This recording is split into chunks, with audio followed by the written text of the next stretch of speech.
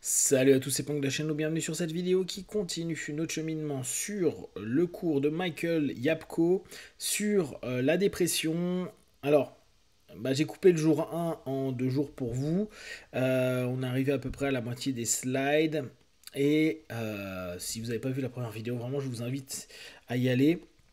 Parce qu'il y a plein d'infos intéressantes à prendre en compte, que vous soyez thérapeute ou que vous soyez une personne qui en ce moment vit dans un état dépressif, ce qui peuvent peut-être vous intéresser, surtout si vous mangez des frites.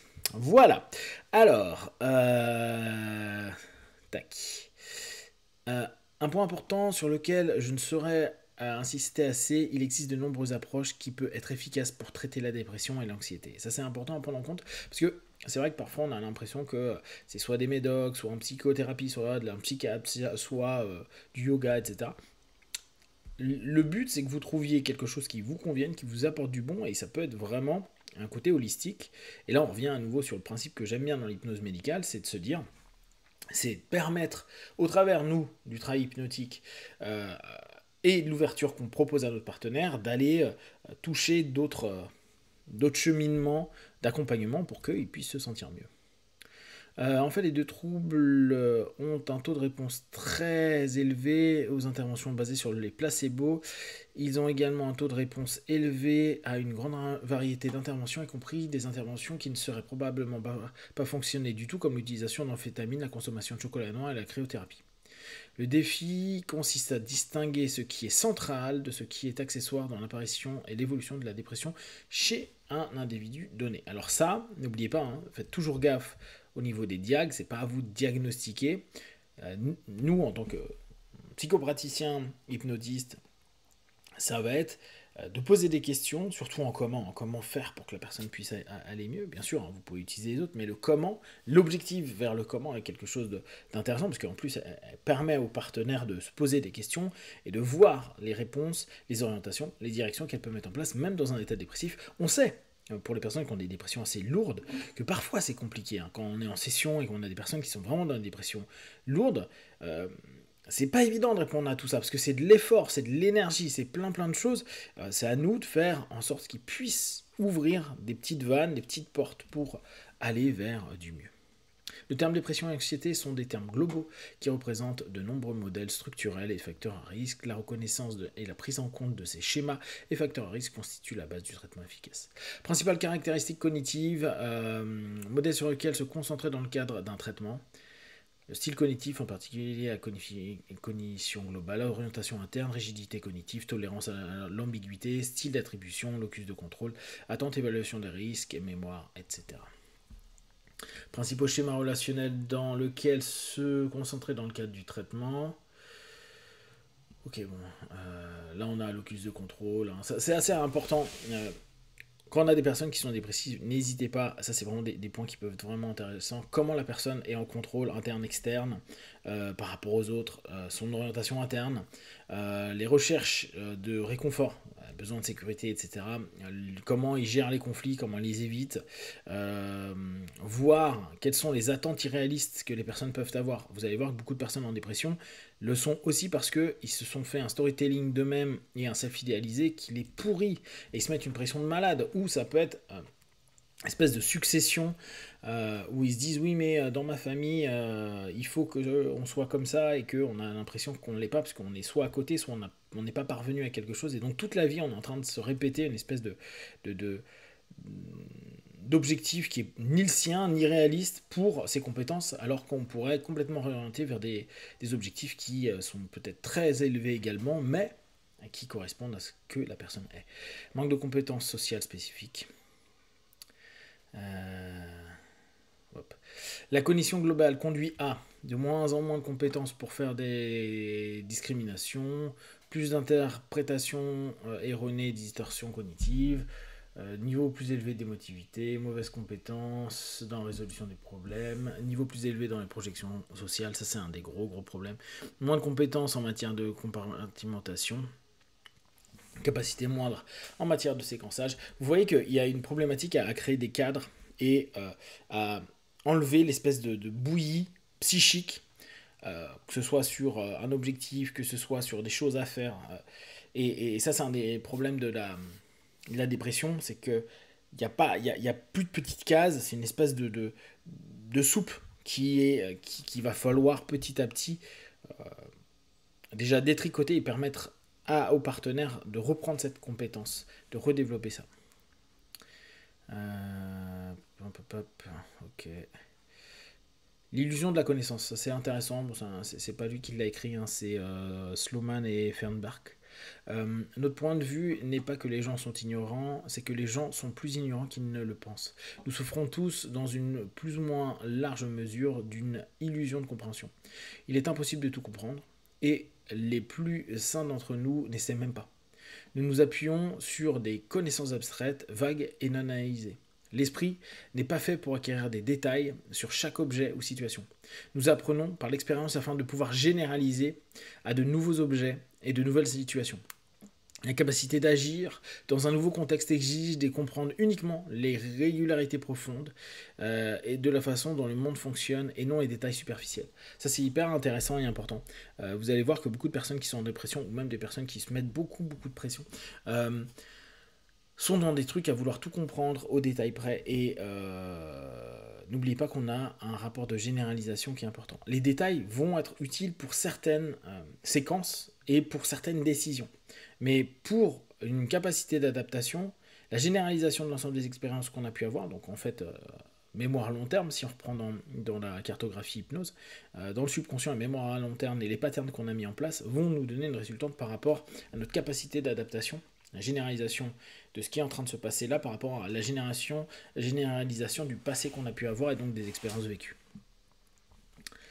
Dans une série d'études, des personnes ont évalué si elles savaient plus ou moins que la plupart des gens sur une série de sujets, la traduction est pourrie, et ont ensuite répondu à un questionnaire. On s'en fout. Assumer son ignorance, c'est l'essence même de l'illusion de la profondeur explicative. Avant d'essayer d'expliquer quelque chose, les gens pensent qu'ils ont un niveau raisonnable de compréhension. Après avoir expliqué ou essayé d'expliquer, ce n'est plus le cas.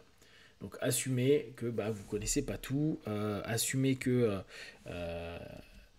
vous pouvez prendre de l'info partout et que c'est assez rare d'être un expert. D'ailleurs, si vous connaissez des experts dans multiples disciplines, c'est que rarement ils sont des experts. C'est assez complexe d'être expert partout, vu que le principe même d'expert, c'est qu'on est focus sur quelque chose. C'est en grande partie ce qui rend la question de comment si importante. Donc, ça c'est intéressant. Vouloir tout savoir pourquoi, moi, je pense que c'est vraiment quelque chose où, au départ, dans l'hypnose et dans la PNL, on me disait tout le temps, ouais, faut pas savoir pourquoi, on s'en fout, on s'en fout, on s'en fout.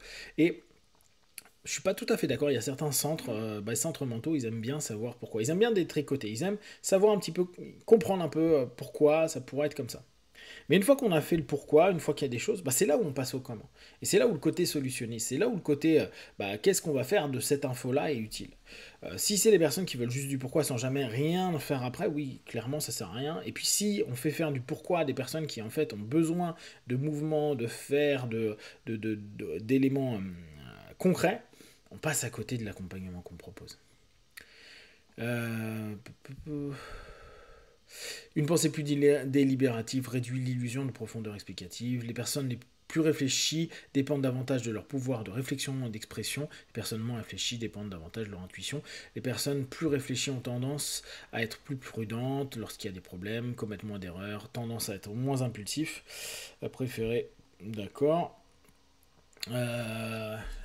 Génération de stress, ça c'est vraiment intéressant. Les personnes déprimées peuvent générer activement des événements négatifs, mais ce n'est pas intentionnel. Donc là, c'est vraiment intéressant comme point de vue. Hein. Les gens ne veulent pas être mal, hein. Bien sûr, ils ne sont pas en train de se dire mais je vais mettre des trucs négatifs. C'est les comportements par conséquence involontaires et leur vie est plus stressante. Donc vu qu'il y a plein de choses où il va y avoir des décisions ou des actions qui vont être faites sans notion, si on prend l'élément d'avant de réflexion, et on prend les mauvaises décisions. Et ce que je vous disais sur la première vidéo, on crée plus de stress qui nous met dans une boucle à la con. Voilà, modèle génération de stress, c'est bien fait. Mauvais choix qui aggrave la situation. Conséquences stressantes aggravent l'anxiété et la dépression. Comorbidité aggrave le problème. Reflète de moins bonnes compétences en matière de résolution de problèmes. Donc j'ai encore plus de problèmes parce que j'arrive pas à gérer mes problèmes. Ne surviennent pas uniquement pendant des épisodes. Reflète des taux plus élevés de pathologie parentale. Bon, problème avec la famille. Hein, et l'apparition précoce des problèmes. Ça ne nous intéresse pas. La stratégie de discrimination est une capacité à distinguer habilement entre deux ou plusieurs options disponibles dans un contexte spécifique. Là, on revient sur des choses communes en hypnose. En la plupart du temps, il faut permettre à nos partenaires d'avoir et de trouver des options qui vont au-delà, qui commencent à 2. Souvent, on disait à partir de 3, tu commences vraiment à avoir des options et avoir un vrai choix, une possibilité de choisir. Processus reflétant de faibles compétences en manière de description. Bon, ça, on s'en fout. Ça aussi. Critères de distinction. Vos critères de distinction déterminent parmi un large éventail de possibilités ce sur quoi vous vous concentrez et à quoi vous répondez pour former vos choix. Quelle est la meilleure voiture à acheter? La plupart des problèmes que nous traitons résultent directement de l'attitude du client. L'utilisation des critères inefficaces à l'origine de leurs problèmes. On revient à ce niveau-là. Le processus cognitif fait que il va y avoir des mauvaises orientations et les critères qui fait qu'il y a un choix sont erronés. Donc on retourne dans la boucle de stress, d'incapacité, d'autocritique, etc. Question du comment est révélatrice, critères de discrimination du client pour prendre une décision, donc plus d'options. Hein. Style cognitif, stratégie du client, déficit expérientiel, ok.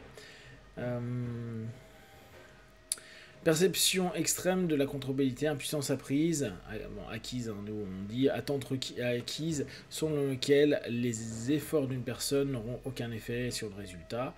Illusion de contrôle, attente acquise, selon laquelle les efforts d'une personne sont les seuls déterminants du résultat. Il est juste de dire qu'il est peu probable qu'il permet de traiter des personnes anxieuses ou déprimées qui ne sont pas désorientées par la question de contrôlabilité. Ouais. Ce qui les mène à penser qu'il n'y a pas de contrôle alors qu'en fait il y en a un, ou de s'efforcer d'affirmer leur contrôle dans des circonstances où il n'y en a pas. Le défi du clinicien, comment déterminer ce qui est contrôlable de ce qui ne l'est pas. Donc là c'est toujours un peu compliqué. Les mérites de l'hypnose pour traiter l'anxiété. Alors, il me reste combien de temps? Bon, allez, je vous fais ça assez rapidement. Les personnes sous hypnose traitent les informations différemment et sont capables d'accéder à des capacités qu'elles ne sauraient pas susciter autrement. Donc ça, on le sait bien. Pensez en ces termes, dans quel état d'esprit la personne doit-elle se trouver pour atteindre l'objectif? Et là, on revient à un classique du mindset, de l'état, comme l'ont beaucoup souligné les hypnotistes et les PNListes encore plus. Quel état d'esprit il y a? Ce sur quoi vous vous concentrez pour l'amplifier votre conscience, dont la question clinique essentielle sont les suivantes. Sur quoi voulons-nous que le client se concentre et pourquoi? N'oubliez pas, la transe permet en plus une hyperfocalisation en diminuant l'ensemble des éléments externes. Donc, plus on sait sur quoi la personne va pouvoir se focaliser, plus ça va permettre du positif. La TCC met l'accent sur le mérite de la rationalité, l'hypnose met l'accent sur le mérite de la non-rationalité.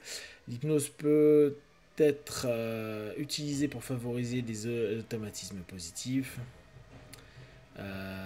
pour ancrer solidement des valeurs positives, pour utiliser et catalyser le comportement.